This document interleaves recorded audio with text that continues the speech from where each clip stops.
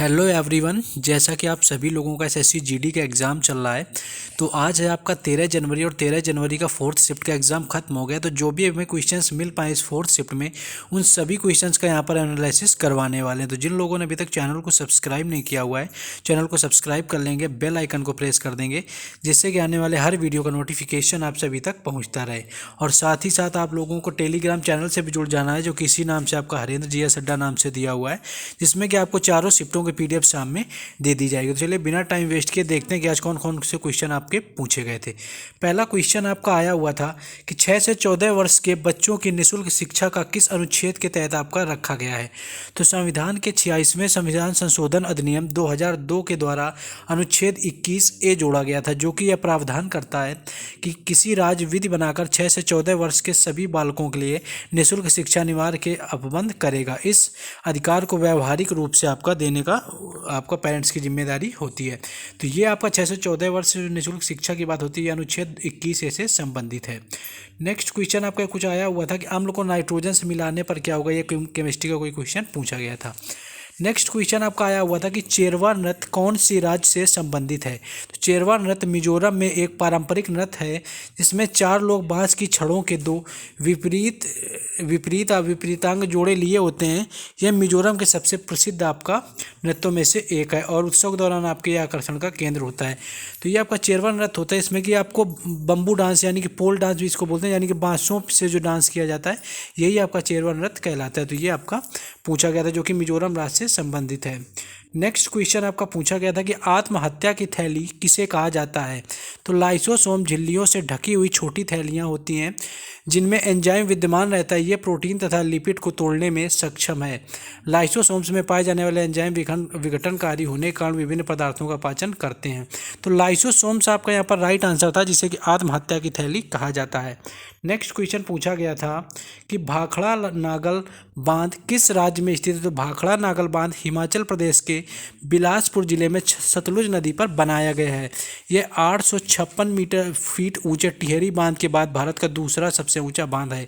यानी भाखड़ा नागल बांध आपका सबसे ऊंचा टिहरी बांध है, उसके बाद आपका भाखड़ा नागल बांध आता है। और राज्य से बात की जाए तो आपके हिमाचल प्रदेश राज्य में है, जो कि सतलज नदी पर बना हुआ है। नेक्स्ट क्वेश्चन देखेंगे हम लोग।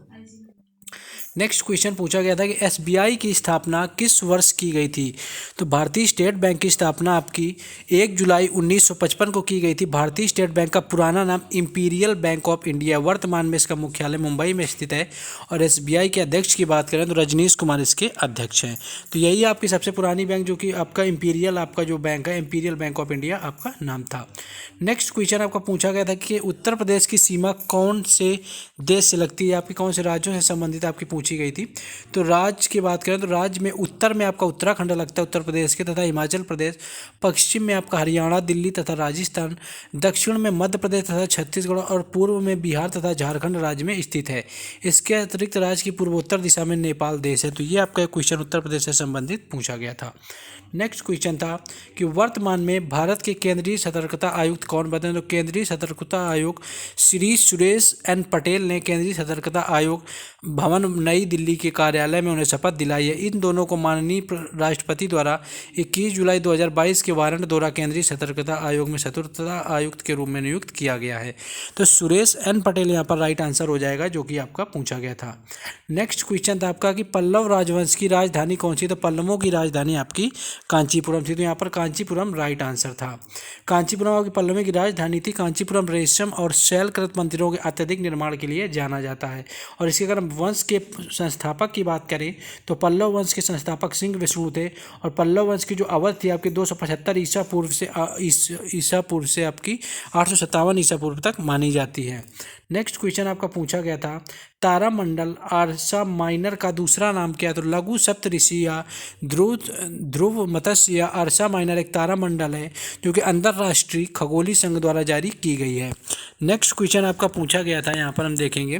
नेक्स्ट क्वेश्चन था कि भारत में माइक्रो फाइनेंस सबसे प्रचलित कब हुई थी। तो माइक्रो फाइनेंस की बात करें तो भारत में माइक्रो फाइनेंस कंपनियों की शुरुआत 1956 से मानी जाती है। यानी माइक्रो फाइनेंस की आपके 1956 यहाँ पर राइट आंसर था। नेक्स्ट क्वेश्चन था आपका कि जिंक को जिंक सल्फेट में कौन बदलता है? तो जब जिंक की अवधि अपक्रियाशीलता के कारण कॉपर सल्फेट के विलयन में जिंक मिलाया जाता है तो कॉपर को जिंक के बाद बदल दिया जाता है और जिंक सल्फेट बन जाता है। तो ये आपका यहाँ पर राइट आंसर था। नेक्स्ट क्वेश्चन देखेंगे। नेक्स्ट आपका था कि मई 2022 में कांग्रेस के कितने नेता राज्यसभा से सेवानिवृत्त हो गए हैं?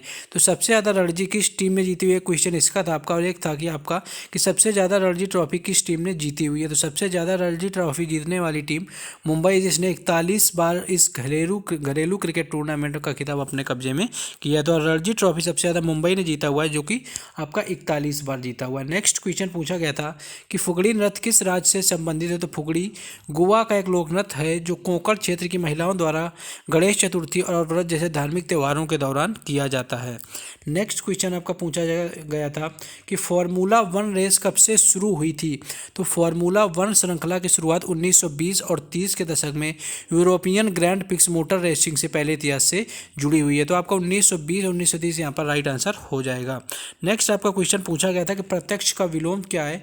तो आपका प्रत्यक्ष का विलोम आपका यहाँ पर परोक्ष होता है। नेक्स्ट क्वेश्चन आपका नाव का पर्यायवाची पूछा गया था, क्योंकि नौगा, डोंकी, तरणी, बाढ़, पोत, वन, वाहन, तरणी ये सारे आपके पर्यायवाची नाव के होते हैं। आपका चैन की नींद सोना का मुहावरा आपका पूछा गया था। तो बिना किसी तनाव या डर की वजह से अपना आराम से कामों को संपन्न करके सोना जो होता है वह आपका पूछा गया था। साथ में कवित्री का आपका पूछा गया था कि शुद्धि क्या होता है? तो कवित्री यहाँ पर इस तरह से आपका राइट आंसर मतलब हो जाएगा वर्तनी में इस तरह से लिखा जाता है। नेक्स्ट ये आपके कुछ क्वेश्चन है जो कि थर्ड शिफ्ट में पूछे गए थे, क्योंकि थर्ड शिफ्ट का हमने वीडियो नहीं लगाया हुआ था, कि 2019 में दक्षिण एशियाई खेल की मेज़बानी किस देश ने की हुई थी? तो 2019 में जो दक्षिण खेलों की मेज़बानी थी आपकी वो 1 दिसंबर 2019 से दिसंबर तक काठमांडू और पोखरा जनकपुर नेपाल में आयोजित की गई थी। तो नेपाल यहाँ पर राइट आंसर था, जहाँ पर 2019 में दक्षिण एशियाई खेलों का आयोजन किया गया था। नेक्स्ट क्वेश्चन आपका पूछा गया था कि स्टार्टअप इंडिया की शुरुआत कब हुई थी? तो 16 जनवरी 2016 आपका राइट आंसर था, जबकि स्टार्टअप इंडिया की शुरुआत की गई थी। और ये क्वेश्चन आपका रिपीट हुआ है, क्योंकि पिछले जो दिनों में आपकी शिफ्टें हुई हैं उनमें भी स्टार्टअप इंडिया से आपका क्वेश्चन पूछा गया था। तो ये आपका क्वेश्चन आया हुआ था स्टार्टअप इंडिया से। नेक्स्ट क्वेश्चन आपका पूछ लिया गया था कि एल्कीन का सूत्र क्या है, और आपको इस तरह से फॉर्मेट में दिया हुआ था कि C2H2N ऐसे दिया था, C3H6 इस तरह से आपका दिया हुआ था, जिसमें एक ऑप्शन आपका था CnH2n। तो ये आपका एल्कीन का सूत्र दिया हुआ था, जो कि यहाँ पर राइट आंसर था एल्कीन का। नेक्स्ट क्वेश्चन आपका पूछा गया था कि 10 मौलिक कर्तव्यों को संविधान में कब जोड़ा गया था? तो आपका ये 1976 में जो आपका 44वां संविधान संशोधन हुआ था उसमें आपके 10 मौलिक कर्तव्यों को संविधान में जोड़ा गया था। नेक्स्ट आपका एक आया हुआ था कि 14 देवताओं की पूजा किस त्यौहार में की जाती है, जो कि जुलाई में मनाया जाता है? तो हर साल जुलाई में आवश्यक 8वें दिन आपका मनाया जाता है। मुख्य रूप से अगरतला में एक मंदिर परिसर में मनाया जाता है, जिसमें 14 देवी देवताओं की मूर्तियाँ होती हैं। खर्ची पूजा से जुड़ी हुई नई किंवदंतियाँ, जो कि आपके यहाँ पर खर्ची पूजा थी, ये आपका आकर्षित करने वाला होता है। तो ये क्वेश्चन आपका पूछा गया था थर्ड शिफ्ट में। नेक्स्ट आपका था कि खाद्य प्रसंस्करण उद्योग मंत्री वर्तमान में कौन है? तो श्री पशुपति कुमार पारस आपके राइट आंसर हो जाएगा, जो कि वर्तमान में खाद्य प्रसंस्करण और उद्योग मंत्री हैं। नेक्स्ट क्वेश्चन आपका पूछा गया था कि भारत एशिया के किस भाग में दिया हुआ है? तो भारत एशिया के दक्षिणी भाग में स्थित और सबसे अधिक देश इसी महाद्वीप में आपका है। एक क्वेश्चन आपका लाल बाल पाल से संबंधित आया हुआ था कि ये कौन से इनमें से विषम आपको चुनना था, तो जिसमें आपका लाला लाजपत राय आपका दिया हुआ था, बाल गंगाधर तिलक और विपिन चंद्र पाल दिया था, वो ऑप्शन आपका यहाँ पर राइट था। नेक्स्ट क्वेश्चन आपका पूछा गया था कि राज्य में सहकारी बैंकें किसके अंतर्गत आती हैं? तो यह आपके संघ शासित प्रदेशों में राज्य मध्यवर्ती और प्राथमिक सहकारी बैंक या शहरी सरकारी बैंक भी कहते हैं आपका इसमें आता है। नेक्स्ट क्वेश्चन यहाँ पर एक पूछा गया था आपका कि चौधरी अजीत सिंह की किस पार्टी से संबंधित हैं जिनकी 2021 में आपकी मृत्यु हुई है? तो यहाँ पर आपका 2021 में आपके अजीत सिंह की बात करें तो वह राष्ट्रीय लोक दल के नेता थे, यानी राष्ट्रीय लोक दल यहाँ पर आपका राइट आंसर था, जिसमें कि यहाँ पर राष्ट्रीय लोक दल के नेता जिनकी आपका 2021 में निधन हुआ है। नेक्स्ट क्वेश्चन आपका पूछा गया था, नेक्स्ट क्वेश्चन देखेंगे हम लोग। नेक्स्ट आपका पूछा गया था संघ राज्य की सूची में, तो ये आपके यहाँ पर 5वीं अनुसूची राइट आंसर था। नेक्स्ट क्वेश्चन था कि आपका खेलो इंडिया स्कूल गेम्स पहली बार कब आयोजित किए गए थे? तो 2018 यहाँ पर राइट आंसर है, जब आपका स्कूल गेम्स के नाम से कई दिल्ली में इस पहली बार शुरुआत की गई थी। तो 2018 आपका राइट आंसर था, जो कि आपका इस खेलो इंडिया स्कूल गेम्स का आयोजन पहली बार किया गया था। एक आपका दिया हुआ था कि चोंगलो नृत्य किस राज्य के जनजाति द्वारा किया जाता है?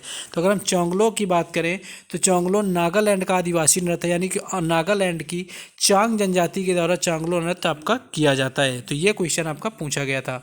नेक्स्ट क्वेश्चन था कि बालू से तेल निकालने का मुहावरा क्या होता है। तो ये आपका होता है कि असंभव कार्य को करके दिखाना या संभव करना। तो ये आपका पूछा गया था थर्ड शिफ्ट में, असंभव को संभव करना। तो ये सारे क्वेश्चन आज के आपके थर्ड और फोर्थ शिफ्ट में पूछे गए। तो अभी तक अगर आपने वीडियो को लाइक और चैनल को सब्सक्राइब नहीं किया हुआ है तो आपको कर लेना है, जिससे कि आपको सारे वीडियो का नोटिफिकेशन भी मिलता रहे और आपको यहाँ पर हर एग्जाम का एनालिसिस करवाया जाता है। साथ ही इन सभी शिफ्टों का PDF आपको टेलीग्राम चैनल पर मिल जाएगा। तो आपको टेलीग्राम चैनल से जुड़ जाना है, जो कि हरेंद्र GS अड्डा नाम से आपको टेलीग्राम में मिल जाएगा। चलिए मिलते हैं फिर कल फर्स्ट शिफ्ट के एनालिसिस में। जय हिंद।